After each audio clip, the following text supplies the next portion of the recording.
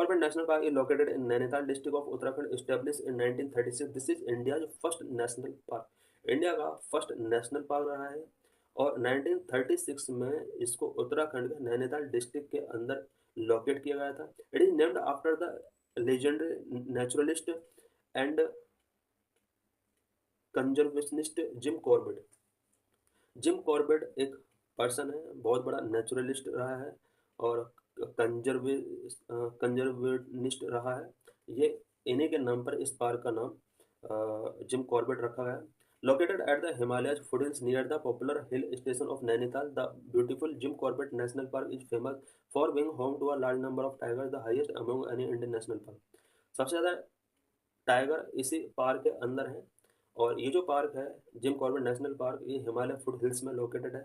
Hill station Nainital hill station के पास है।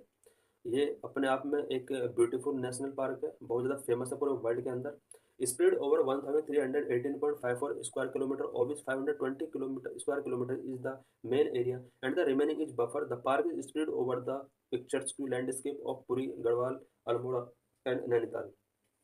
ये जो पार्क है ये 1318 स्क्वायर किलोमीटर में स्प्रेड है, जिसमें से 520 स्क्वायर किलोमीटर मेन एरिया है। उसके बाद बाकी जो एरिया है वो बफर जोन है। ये पूरा पार्क जो है इसके अंदर बहुत पिक्चर्स की लैंडस्केप है।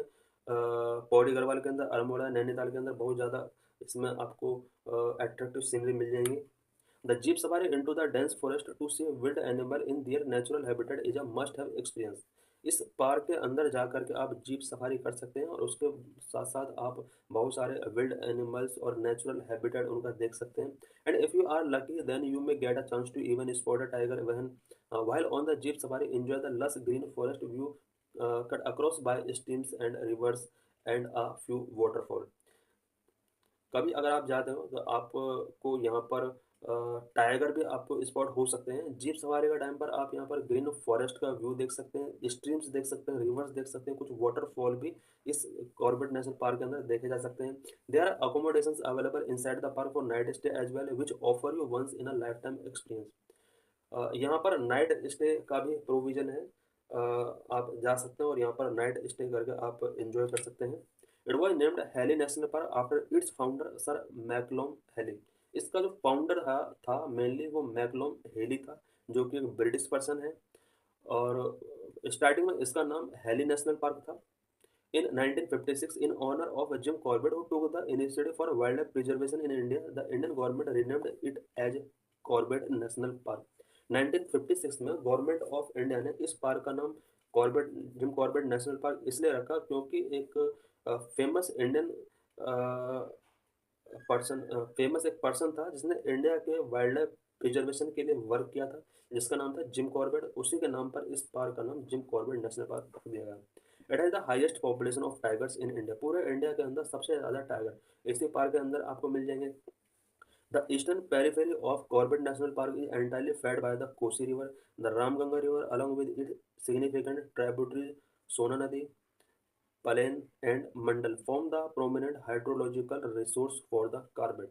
बात अगर रिवर्स की जाए तो इस पार्क के ईस्टर्न साइड में कोसी रिवर फ्लो करती है, रामगंगा रिवर और उसके कुछ ट्राइब्यूटरी जिसमें सोना नदी, पलेन, मंडल, ये सब रिवर्स कॉर्बेट नेशनल पार्क को हाइड्रोलॉजिकल रिसोर्स प्रोवाइड कराती हैं।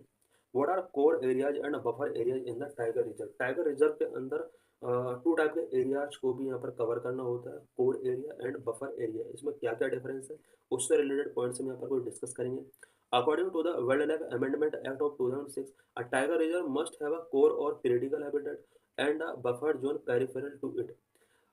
Wild life protection amendment act 2006 के अकॉर्डिंग टाइगर रिजर्व के लिए कंपलसरी कर दिया गया था कि हर टाइगर रिजर्व के अंदर एक कोर और क्रिटिकल हैबिटेट होगा एंड बफर जोन जो कि पेरिफेरल होगा।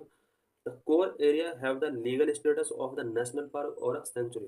कोर एरिया जो होगा वो उसको एक लीगल स्टेटस होना चाहिए, स्पेशली नेशनल पार्क का या सेंचुरी का इसको लीगल स्टेटस मिला होना चाहिए।